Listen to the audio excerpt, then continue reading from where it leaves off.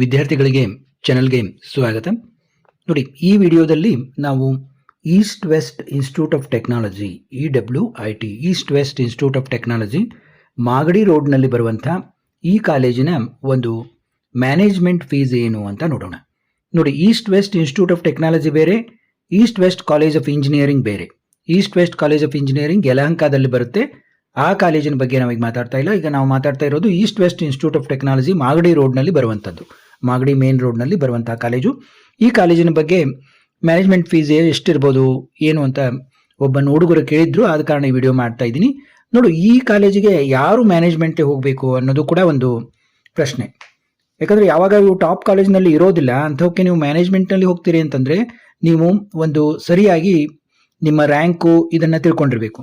ನೋಡಿ, ಒಂದು ವೇಳೆ ನಿಮ್ಮ KCET ರ್ಯಾಂಕು 60,000 90,000ವರೆಗೆ ಇದ್ದಾಗ, 60,000 80,000ವರೆಗೆ ಇಲ್ಲಿ ನಿಮಗೆ ಆರಾಮಾಗಿ ಕಂಪ್ಯೂಟರ್ ಸೈನ್ಸ್ ಮತ್ತು ಅಲೈಡ್ ಬ್ರಾಂಚ್ಗಳು ಸಿಗುವ ಸಾಧ್ಯತೆ ಇರ್ತದೆ. 60,000 80,000ವರೆಗೆ ಕಂಪ್ಯೂಟರ್ ಸೈನ್ಸು, AIML, AIDS ಈ ರೀತಿ ಬ್ರಾಂಚ್ಗಳು ಸಿಗುವ ಸಾಧ್ಯತೆ ಇರ್ತದೆ. ಆಮೇಲೆ 90,000 ಇವನ್ 1 lakh ಹೋದರೂ ಕೂಡ ನಿಮಗೆ ENC ಬ್ರಾಂಚು ಸಿಗುವ ಸಾಧ್ಯತೆ ತುಂಬ ಇರ್ತದೆ. ಅಂಥವರು ಮಾತ್ರ KCET ಮುಖಾಂತರ ಈ ಒಂದು East West Institute of Technology ಈ ರೀತಿಯ ಕಾಲೇಜುಗಳಲ್ಲಿ ಪ್ರವೇಶವನ್ನು ಪಡಿಬೇಕು. ಇನ್ನು ಯಾರ ರ್ಯಾಂಕ್ 1 ಲಕ್ಷ ಇದೆ, ಸ್ವಲ್ಪ ಇದಿದೆ ಮತ್ತು ನೀವು ಆಲ್ರೆಡಿ ಕಾಮೆಡ್-ಕೆ ಕೂಡ ಕಟ್ಟಿದ್ದೀರಾ ಅಂತಂದರೆ ನಿಮಗೆ ಇವನ್ 1 ಲಕ್ಷದ ಮೇಲಿದ್ದರೂ ಕೂಡ ನಿಮಗೆ ಕಾಮೆಡ್-ಕೆದಲ್ಲಿ ಮುಖಾಂತರ East West Institute of Technology ಈ ರೀತಿಯ ಕಾಲೇಜುಗಳಲ್ಲಿ ನಿಮಗೆ ಸೀಟ್ ಸಿಗುತ್ತೆ. ನೀವು ಕಾಮೆಡ್-ಕೆ ಮುಖಾಂತರ ಹೋದರೆ ಇಲ್ಲಿ ಒಂದು 2,20,000 ಸ್ಲ್ಯಾಬಲ್ಲಿ ಈ ಕಾಲೇಜ್ ಇದೆ. ಆ ರೀತಿ ಒಂದು ಫೀಸು ನಿಮಗೆ ಸಿಗುತ್ತೆ.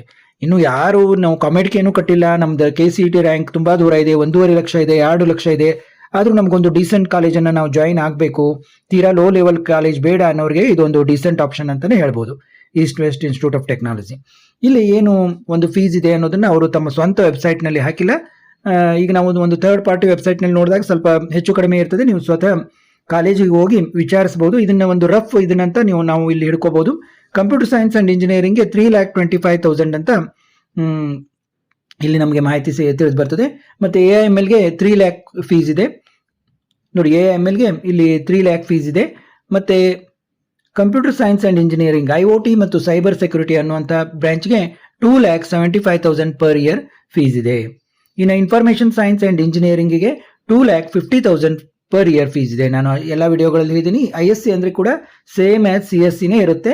ಆದರೆ ಈಗ ಒಂದು ಈ AIML ಬರದಲ್ಲಿ ಜನರು ಇದನ್ನು ನೆನಪು ಹಾರ್ತಾ ಇರೋದ್ರಿಂದ ಇದಕ್ಕೆ ಫೀಸನ್ನು ಕಡಿಮೆ ಮಾಡ್ತಾ ಹೋಗ್ತಾ ಇದ್ದಾರೆ. ಇನ್ನು ಎಲೆಕ್ಟ್ರಿಕಲ್ ಆ್ಯಂಡ್ ಎಲೆಕ್ಟ್ರಾನಿಕ್ಸ್ ಇಂಜಿನಿಯರಿಂಗ್ಗೆ 1,50,000 ಇದೆ. ಇದು ಕೂಡ ಒಂದು ನಿಮ್ಮ ಮನೆ ಹತ್ರ ಏನೋ ಇದ್ದರೆ ಗುಡ್ ಆಪ್ಷನ್ ಅಂತ ಹೇಳ್ಬೋದು. ಯಾಕಂದರೆ ಒಂದು CET ಫೀಸೇ ಈಗ ಹತ್ತಿರ 1.5 ಲಕ್ಷ ಇದೆ. ಇನ್ನು ಎಲೆಕ್ಟ್ರಾನಿಕ್ಸ್ ಆ್ಯಂಡ್ ಕಮ್ಯುನಿಕೇಷನ್ ಇಂಜಿನಿಯರಿಂಗ್ಗೆ 1,75,000 ಇದೆ. ನಿಮ್ಮ ರ್ಯಾಂಕು ತುಂಬ ದೂರ ಇದೆ, CETಯಲ್ಲಿ ಕೂಡ 1.5 ಲಕ್ಷ ಹೀಗೆಲ್ಲ ಇದ್ದಾಗ ನೀವು ಇದನ್ನು ENC ಕೂಡ ಇಲ್ಲಿ ಚೂಸ್ ಮಾಡ್ಬೋದು. ಇದು ಒಂದು ಬೆಸ್ಟ್ ಆಪ್ಷನು. ಇನ್ನು AIML 3 lakh ಪರ್ ಇಯರ್ ಇದೆ. AIML ಅಲ್ಲ, ಇದು AIDS artificial intelligence and data ಸೈನ್ಸ್ಗೆ 3 lakh ಪರ್ ಇಯರ್ ಇದೆ. ಮತ್ತು ಸಿವಿಲ್ ಇಂಜಿನಿಯರಿಂಗ್ಗೆ ಕೂಡ 1,50,000 ಫೀಸ್ ಇದೆ.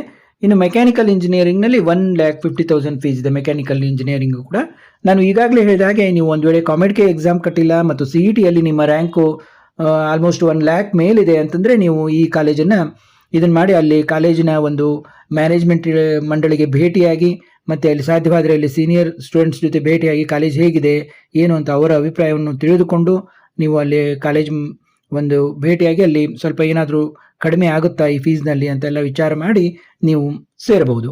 ಇನ್ನು ಮತ್ತೆ ಯಾರಿಗಾದರೂ ಬೇರೆ ಯಾವುದಾದ್ರೂ ಕಾಲೇಜಿನ ಮ್ಯಾನೇಜ್ಮೆಂಟ್ ಕೋಟಾ ಫೀಸ್ ಬಗ್ಗೆ ಅಥವಾ ಕಾಲೇಜಿನ ಬಗ್ಗೆ ತಿಳಿಯೋದಿತ್ತಂದರೆ ನೀವು ಕಾಮೆಂಟ್ನಲ್ಲಿ ತಿಳಿಸಿ. ಆದಷ್ಟು ಅದರ ಬಗ್ಗೆ ಮಾಹಿತಿಯನ್ನು ನೀಡಲಿಕ್ಕೆ ಮುಂದಿನ ವಿಡಿಯೋಗಳಲ್ಲಿ ಪ್ರಯತ್ನ ಮಾಡ್ತೀನಿ.